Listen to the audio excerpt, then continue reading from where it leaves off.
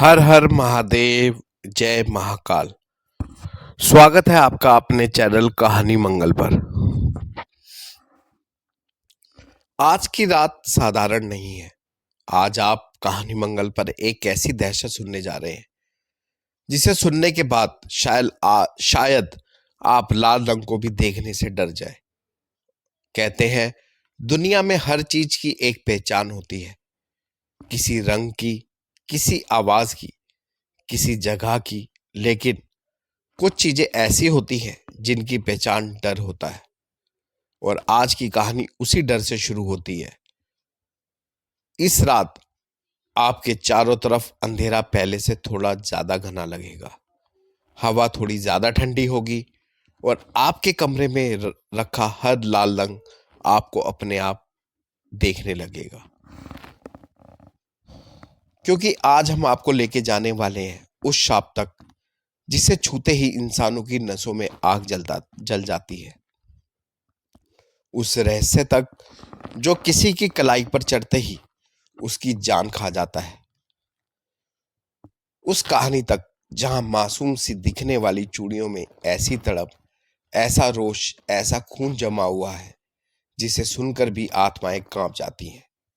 आज की रात आपकी सांसें धीमी पड़ेंगी, दिल की धड़कनें तेज होंगी, और आप चाहकर भी नजर नहीं हटा पाएंगे।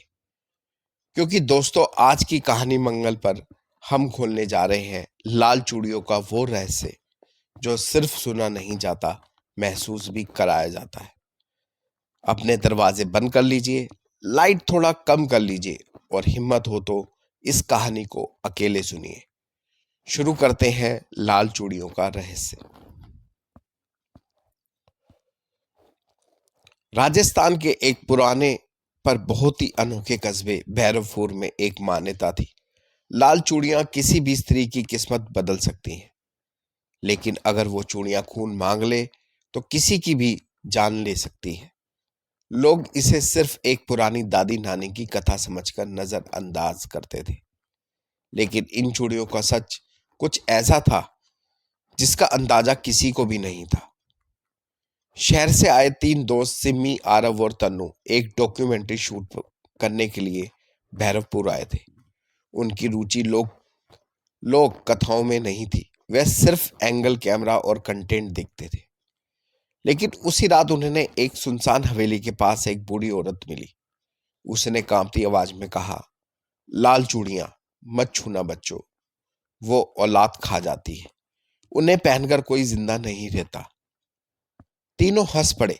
बूढ़ी औरत ने उसकी आंख हंसी देखकर फुसफुसाया, आज रात कोई रोएगा, बहुत रोएगा, और वो अंधेरे में गायब हो गई।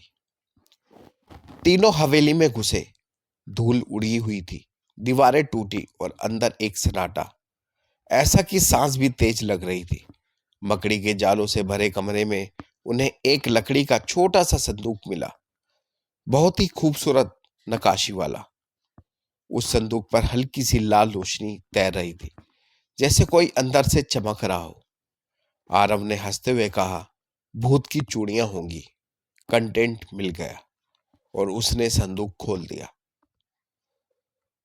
अंदर थी खून जैसी चमकती 12 लाल चूड़ियां, इतनी चमकदार, इतनी सुंदर कि उन्हें देखते ही हल्की सी गुनगुनाहट सुनाई देने लगी। सिमी ने कहा, मुझे लेने दो, इनसे वीडियो में मजा आएगा।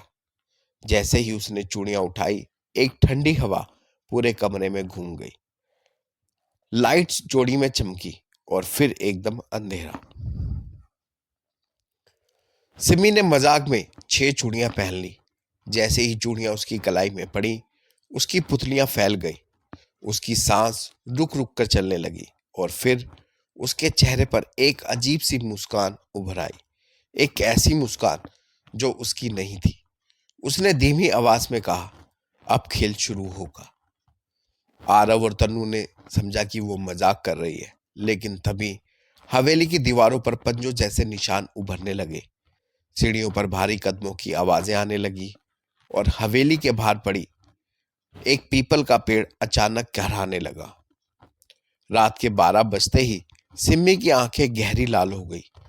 उसने आरव का हाथ पकड़ा, जैसे किसी अलौकिक ताकत ने उसे खींच लिया हो। आरव चीखा, सिमी छोड़ो, ये तुम क्या कर रही हो? लेकिन सिमी की पकड़ इतनी जबरदस्त थी कि उसकी कलाई मुड़कर दो हिस्से में टूट गई। हड्डियां बाहर निकल आई और उसी पल चूड़ियां और लाल हो गई, जैसे किसी ने उसमें ताजा खून भर दिया हो। तन्नू भागकर एक कमरे में छिप गया। कंपकपाती सांसों के साथ उसने दरवाजा बंद किया, पर तभी उसे लगा कमरे में कोई और भी है। एक परछाई धीरे धीरे दीवार पर उभर रही थी, एक औरत की परछाई। लेकिन कमरे में कोई नहीं था। परछाई ने धीरे धीरे सिर घुमाया और तन्नू की ओर देखा। सर्द हवा कमरे में घुस गई। परछाई ने कहा, चूड़ियां मेरी हैं, उन्हें पहनने वाला मेरी मौत को जीता है। और वो परछाई दीवार से निकलकर असली रूप में सामने आ गई। एक जली हुई, चीखती हुई औरत, चेहरा पिघला हुआ, हाथ कटे हुए और आंखें आंखें लाल जैसे नरक का दरवाजा। वो तन्नू पर झपटी, उसका गला पकड़कर दीवार पर दे मारा और उसके गले से निकली पहली चीख हवेली के बाहर तक सुनाई दी। तभी सिम्मी कमरे में दाखिल हुई। उसके पीछे पीछे लाल धुंध तैर रही थी। वो अब इंसान कम और किसी दानवी शक्ति का माध्यम ज्यादा लग रही थी। उसने तन्नू का चेहरा पकड़ा और धीरे धीरे उसके चेहरे की त्वचा उखड़ने लगी, जैसे कोई अदृश्य हाथ उसे खींच रहा हो। तन्नू की आंखें बाहर निकल आई, लेकिन उसकी चीख वहीं दम तोड़ दी गई। पहला शिकार हो चुका था। बूढ़ी औरत फिर प्रकट हुई। उसने आरव को छिपते हुए देखा और कहा, ये चूड़ियां एक अभागी औरत रोहिणी की थी, जिसे उसके पति ने दहेज के कारण पीट पीट कर मार डाला था। मरने से पहले उसने कसम खाई थी, जो भी उसकी चूड़ियां पहनेगा उसे वही दर्द महसूस कराएगी जो उसने सहा। बूढ़ी औरत बोली, तुम्हारी दोस्त अब रोहिणी का शरीर है और वो तब तक नहीं रुकेगी जब तक 6 बलि ना ले ले। आरव ने कांपते हुए पूछा, उसे रोका कैसे जाए? बूढ़ी औरत बोली, चूड़ियां तोड़ो, लेकिन पहनने वाले के हाथ के साथ। आरव के पैरों तले जमीन खिसक गई, क्योंकि सिमी उसके सामने खड़ी थी और उसकी मुस्कान अब और भी खतरनाक थी। सिमी ने धीरे धीरे आगे बढ़ना शुरू किया। उसकी आवाज गूंजने लगी, 1, 2, 3, 6 बलि पूरी करनी होगी। आरव भागते हुए छत की तरफ गया। चांद की फीकी रोशनी में सिम्मी का शरीर हवा में तैरता हुआ उसके पीछे था।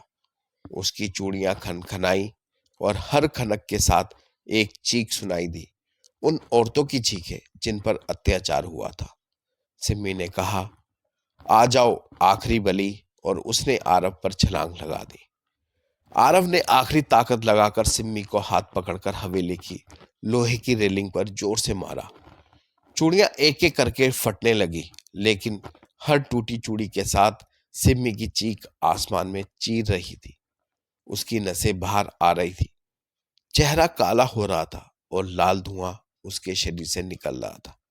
आखिरी चूड़ी टूटी और सिम्मी का शरीर जमीन पर गिरकर राख बन गया। लेकिन ठीक उसी पल आरव का शरीर भी ठंडा पड़ा। उसका दिल रुक चुका था।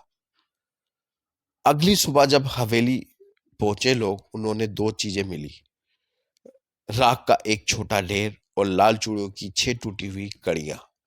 लेकिन सबसे डरावने वाली चीज ये थी, राख के बीच में पड़ी एक अकेली चूड़ी, बिल्कुल सही सलामत, एकदम चमकदार, और उस पर उभरे हुए खून के अक्षर, एक बलि बाकी है। तो क्या किसकी बलि होगी, कौन जाने। वीडियो पसंद आई हो तो लाइक करें, चैनल को सब्सक्राइब जरूर करें। मिलेंगे नेक्स्ट वीडियो में। तब तक आप अपना और अपने परिवार का ध्यान रखिए और एक बार जरूर प्यार से बोलिए, हर हर महादेव, जय महाकाल।